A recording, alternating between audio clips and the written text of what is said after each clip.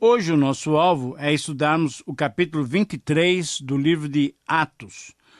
Nesse capítulo nos é relatado um complô dos judeus que queriam matar o apóstolo Paulo.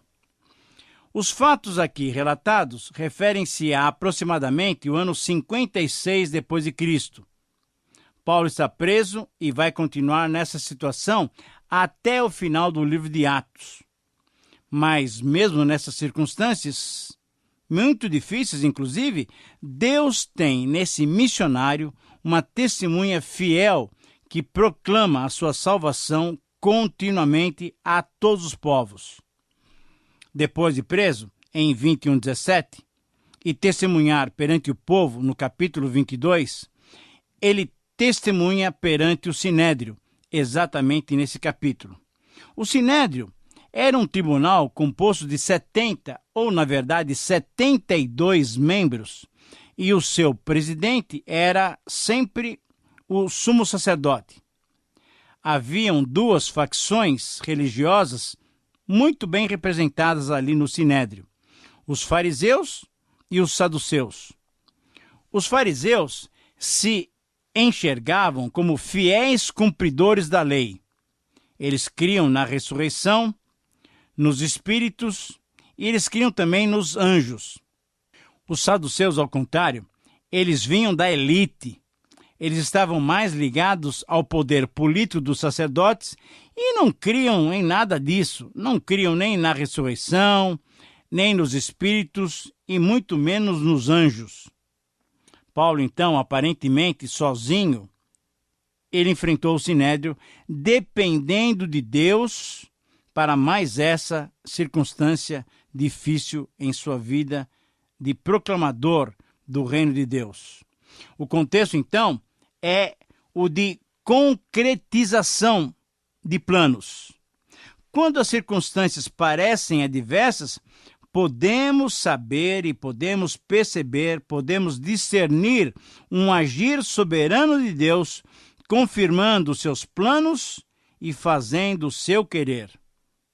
Cesareia, então, tornou-se mais uma etapa para a ida de Paulo para Roma. Deus é que tinha estabelecido esses planos. Portanto, isso estava acontecendo de acordo com os planos de Deus. Paulo, então, nos encoraja a continuamente depender das providências divinas, das providências de Deus. Por isso, nós demos como título a esse capítulo, Descansando nas Providências Divinas.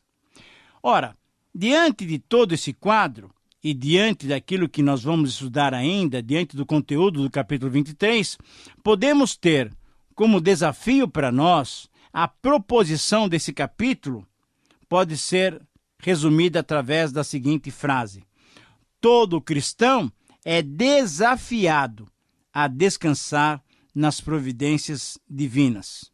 Eu repito essa frase que para mim é o resumo, a síntese do capítulo 23 do livro de Atos. Todo cristão é desafiado a descansar nas providências divinas. Nesse capítulo, então, encontramos 7 momentos em que devemos descansar nas providências divinas. Em primeiro lugar, descansamos nas providências divinas nos momentos de contradições. Versículos 1 até 5. Os opositores do Evangelho são contraditórios e injustos em suas ações. Acompanhem comigo a leitura do versículo 1 e 2 do capítulo 23 de Atos. Fitando os olhos no Sinédrio, disse Paulo: varões e irmãos, tenho andado diante de Deus com toda a boa consciência até o dia de hoje. Mas o sumo sacerdote Ananias mandou aos que estavam perto de Paulo que lhe batessem na boca. Ora, essa foi uma oposição contraditória e uma oposição injusta. A nossa justiça deve estar em Deus e não em nossas próprias mãos. E aqui Paulo nos demonstra uma reação que nós não deveríamos ter normalmente. Então disse Paulo: Deus há de ferir-te, parede branqueada. Paulo xingou o sumo sacerdote: tu estás aí sentado para julgar-me segundo a lei, e contra a lei mandas agredir-me? Os que estavam ao seu lado disseram: estás injuriando o sumo sacerdote de Deus? Na verdade, parece que Paulo não sabia que estava falando com o sumo sacerdote. Quando o nosso erro, então, é apontado, nós devemos assumi-lo e nos arrepender. Veja o que Paulo fez no versículo 5. Paulo respondeu: eu não sabia, irmãos, que ele é o sumo sacerdote, porque está escrito: não falarás mal de uma autoridade do teu povo. Em segundo lugar, descansamos nas providências divinas nos momentos de confrontações. Versículos 6 a 10. O servo do Senhor deve usar as oportunidades com toda a sabedoria. Veja os versículos 6 a 8. Sabendo então Paulo que uma parte do sinédrio se compunha de saduceus e outra de fariseus, exclamou: varões e irmãos, eu sou fariseu. Ora, querido amigo, Paulo foi muito inteligente e ele já quis receber o apoio de pelo menos metade do sinédrio. Quando ele se identificou com os fariseus, imagine você o ódio maior dos saduceus e a benevolência dos fariseus. Eu sou fariseu, filho de fariseu. No tocante à esperança e à ressurreição dos mortos, eu estou sendo julgado. Ditas essas palavras, levantou-se grande dissensão entre os fariseus e saduceus, e a multidão se dividiu, porque os saduceus declaram não haver ressurreição, nem anjo, nem espírito, ao passo que os fariseus admitem todas essas coisas. Querido amigo, em segundo lugar, então, a nossa justiça deve ser colocada nas mãos de Deus. Devemos descansar nas providências divinas nos momentos de confrontações. E é interessante que então houve aquele alvoroço todo no sinédrio, e tomando o vulto a celeuma, veja o versículo 10, temendo o comandante que Paulo fosse espedaçado por eles, mandou descer a guarda para que o retirassem dali e o levassem novamente para a fortaleza. Paulo foi muito sábio, foi muito astuto em levantar logo no início da sua palavra um assunto que certamente traria polêmica.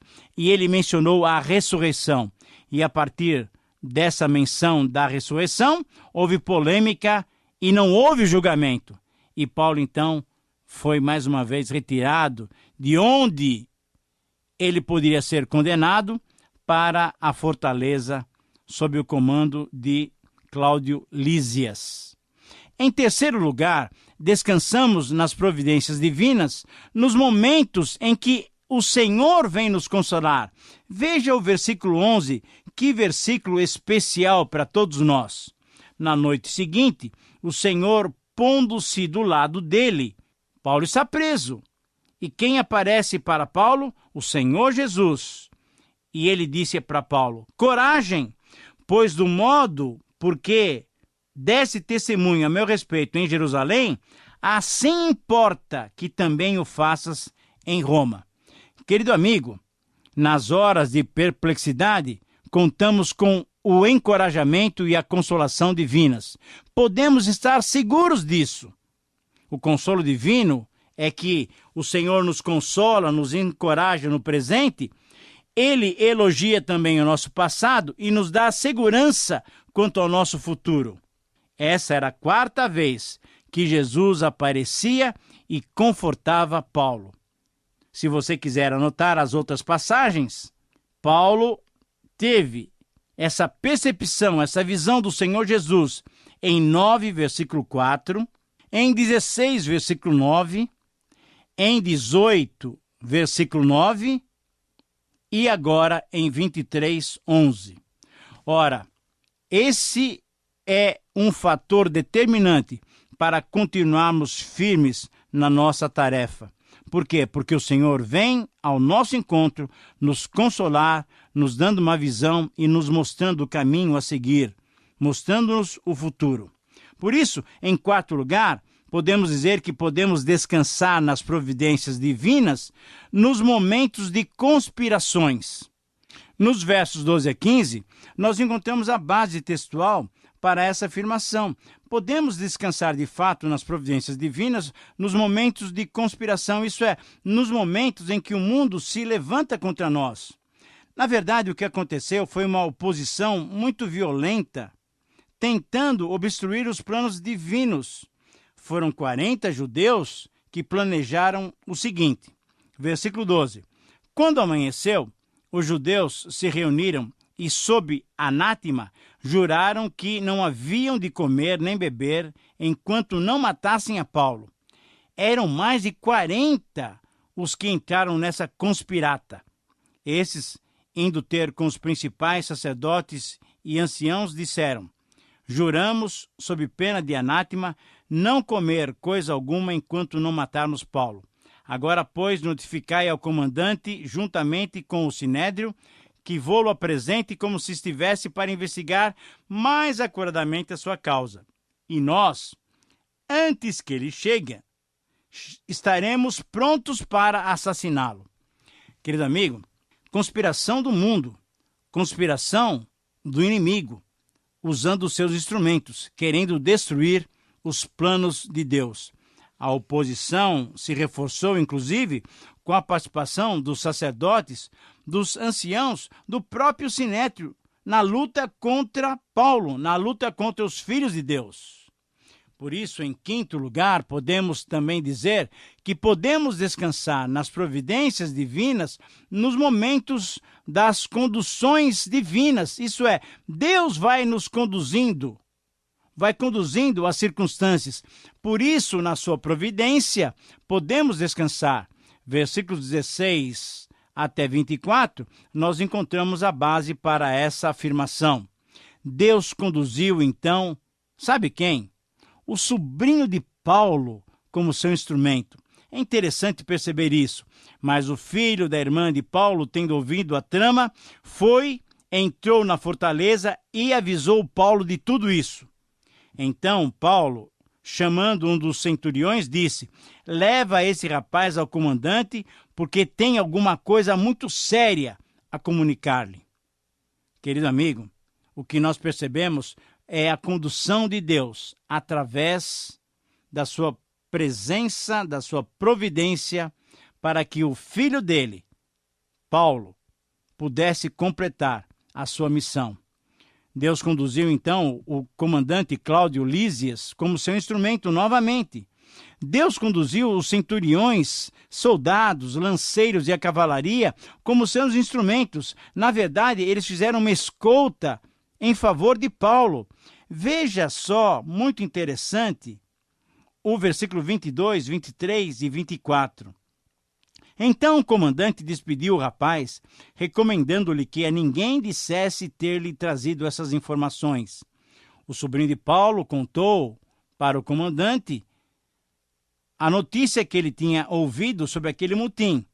Chamando então 2 centuriões, Cláudio Lísias ordenou: tende de prontidão desde a hora 3ª da noite, isto é, desde as 9 horas da noite, 200 soldados, 70 de cavalaria e 200 lanceiros para irem até Cesareia. Querido amigo, você já percebeu como é que Deus movimenta as pessoas para nos proteger? Veja só, 2 centuriões, 200 soldados, 70 soldados de cavalaria e ainda 200 lanceiros. Todo esse grupo para proteger apenas um homem, porque esse homem tem uma mensagem que deveria chegar até Roma. Preparai também animais para fazer Paulo montar e ir com segurança até o governador Félix, a quem então Cláudio Lísias escreveu uma carta. Querido amigo, podemos descansar nas providências divinas nos momentos das concessões do mundo. E aí, então, em sexto lugar, nos versículos 25 a 30, nós encontramos essa carta de Cláudio Lísias a Félix. Na carta a Félix, houve um testemunho favorável em favor de Paulo. Nessa carta a Félix, houve uma transferência de responsabilidade de uma esfera menor para uma esfera maior. E aí, então, no versículo 30, olha o que Cláudio Lísias escreveu. Sendo eu informado de que ia haver uma cilada contra esse homem, isso é, contra Paulo, tratei de enviá-lo a ti sem demora, intimando também os acusadores a irem chegar à tua presença para dizerem o que tinham contra ele. Cláudio Lísias foi muito esperto e passou a responsabilidade para o governador Félix. E em sétimo lugar, podemos descansar nas providências divinas, nos momentos das concretizações dos planos do Senhor. E aqui então nós encontramos os versículos finais desse bonito capítulo em que podemos verificar a providência do Senhor. Versículos 31 até 35, nós lemos o seguinte: Os soldados, pois, conforme lhes foi ordenado, tomaram Paulo e, durante a noite, o conduziram até Antipátride. E no dia seguinte, voltaram para a fortaleza, tendo deixado aos de cavalaria a tarefa de irem com Paulo até Cesareia, os quais, quando chegaram em Cesareia, entregaram a carta ao governador e também lhe apresentaram Paulo. Lida a carta, perguntou o governador de que província ele era. E quando soube que ele era da Cilícia, disse: Ouvir-te-ei quando chegarem os teus acusadores, e mandou que ele fosse detido no pretório de Herodes. Querido amigo, em sétimo lugar, então, nós podemos descansar nas providências divinas nos momentos das concretizações dos planos de Deus. Os planos divinos não são frustrados. Paulo chegou a Cesareia em mais uma etapa da sua viagem para Roma, em mais uma etapa que o Senhor lhe tinha preparado para chegar até Roma. A proteção que Deus concede aos seus filhos é da melhor qualidade. A escolta romana, que nós já mencionamos, foi uma escolta realmente especial. Quanta gente para proteger um enviado de Deus. Fizeram a tarefa durante a noite para que aqueles 40 judeus amotinados não percebessem a movimentação. E assim Paulo foi liberto das garras do inimigo, das garras dos inimigos, inclusive. E assim pôde chegar com segurança até Cesareia. Querido amigo, Deus dá descanso a Paulo no palácio de Herodes.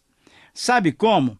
Paulo ficou preso durante 2 anos em Cesareia, aguardando os seus acusadores e aguardando um julgamento. Conforme os versículos 34 e 35, nós encontramos o governador Félix dizendo exatamente isso a Paulo. Eu vou te ouvir quando chegarem os teus acusadores. Agora, você pode perceber aí também a boa mão de Deus conduzindo toda essa situação, fazendo com que durante 2 anos não houvesse acusação e não houvesse quem pudesse julgar a Paulo. Querido amigo, Paulo tinha estado durante tanto tempo sendo castigado, sendo esbofeteado, sendo apedrejado, sendo perseguido, sendo preso, e certamente ele estava cansado, desfalecendo, o seu físico certamente se conduía em dores. E esse tempo de prisão no palácio de Herodes, logicamente numa prisão, não no palácio, mas uma prisão dentro do palácio de Herodes, foi um tempo de recuperação, foi um tempo de repouso, porque Deus dá descanso àqueles que descansam nas suas providências. Que você e que cada um de nós possamos descansar nas providências do nosso querido Deus.